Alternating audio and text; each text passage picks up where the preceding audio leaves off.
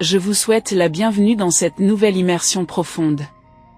Aujourd'hui, je vous emmène avec moi dans les ombres de la ville de Mexico en époque coloniale. Un endroit rempli de légendes, de mystères et d'histoires, qui semble continuer à vivre malgré le passage du temps. C'est un monde où chaque rue possède une mémoire, où le silence nocturne semble raconter des secrets anciens. Et parmi toutes ces histoires, je veux vous parler d'une légende particulièrement troublante. Celle de Don Juan Manuel Solorzano. Les sources situent cette histoire au XVIIIe siècle, au cœur de la Nueva España. Une société très stricte où la richesse et le pouvoir définissaient tout. On dit que Don Juan Manuel était un homme influent, très riche, mais peu à peu détruit par la jalousie. C'est dans cet état d'esprit qu'apparaît la rumeur d'un pacte avec le démon, d'assassinat commis pendant la nuit et d'une fin enveloppée d'un énorme mystère. Cette légende est restée vivante pendant des siècles, répétée encore et encore. Mais avant d'aller plus loin, je dois préciser que je ne parle pas de l'écrivain espagnol du XIVe siècle portant le même nom. Ici, il s'agit bien du Don Juan Manuel Solorzano, qui habitait la ville de Mexico pendant la période coloniale. On place son histoire entre 1623 et 1641. Et ma mission aujourd'hui est de comprendre ce récit, son contexte et la raison pour laquelle il continue de fasciner les gens. Pour imaginer cette époque, je pense toujours à une société très hiérarchisée, où les vêtements étaient un signe clair de statut social, parfois même défini par la loi. L'Église catholique exerçait un pouvoir immense, et l'Inquisition surveillait chaque geste. Les nuits, sans éclairage, étaient très différentes d'aujourd'hui. Obscures, silencieuses et dangereuses. Un terrain parfait pour la peur, pour les rumeurs et pour tout ce qui touche au surnaturel. Dans ce cadre, je vois Don Juan Manuel, un homme riche, respecté, proche même du virrey. Il était marié à Doña Mariana de Laguna, et tout le monde le décrivait comme un homme vertueux et religieux. Sa vie semblait idéale. Mais un jour, des rumeurs commencèrent à circuler sur l'infidélité de sa femme.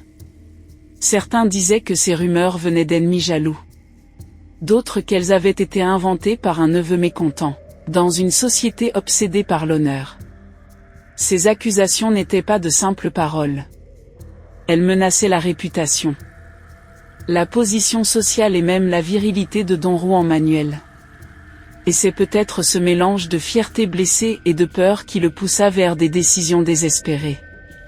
Selon la légende, il consulta un sorcier, quelqu'un qui avait le pouvoir d'invoquer le démon. C'était une démarche extrême. Il aurait offert son âme en échange d'une seule réponse: connaître le nom de l'amant de sa femme. Ce qu'il reçut en retour fut une instruction terrifiante. Il devait sortir 3 nuits de suite, exactement à 11 heures. Le premier homme qu'il rencontrerait, et qui répondrait 11 heures à sa question « Quelle heure est-il ?», il devait le tuer. Ce n'était pas un moyen de trouver la vérité, mais une sorte de piège diabolique destiné à provoquer le mal. Et d'après les récits, il exécuta vraiment ses ordres. Il marchait la nuit, encapuchonné, dans une rue appelée autrefois Calle Nueva, connue aujourd'hui sous le nom de République de Uruguay. Là, il posait toujours la même question. Quelle heure est-il ? Si l'homme répondait 11 heures, Don Juan Manuel prononçait une phrase glaciale. Vous êtes chanceux de connaître l'heure de votre mort. Puis il le poignardait. On raconte que la ville entière fut prise de panique. Les gens évitaient complètement les rues la nuit. Mais la culpabilité devint trop lourde pour lui. Le remords le détruisait jour après jour. Finalement, il confessa ses crimes à un frère franciscain, qui lui imposa une pénitence sévère. Prier 3 nuits consécutives. À minuit. au pied de la potence publique sur la grande place principale. Un lieu rempli d'histoire et de symboles. La première nuit, il entendit une voix sortir du sol, répétant sa propre phrase. Vous êtes chanceux de connaître l'heure de votre mort. La deuxième nuit fut encore plus terrifiante. Il vit une procession funèbre. Des silhouettes encapuchonnées portant des bougies. Et au centre un cercueil ouvert. À l'intérieur, il vit son propre corps. Assister à sa mort comme s'il était déjà un esprit dut être une expérience dévastatrice. La troisième nuit. Au lever du jour. Les habitants de la ville découvrirent don Juan Manuel pendu à la même potence où il avait fait sa pénitence. Sa mort devint un mystère encore plus grand. Certains racontaient que des anges l'avaient pendu comme une forme de justice divine.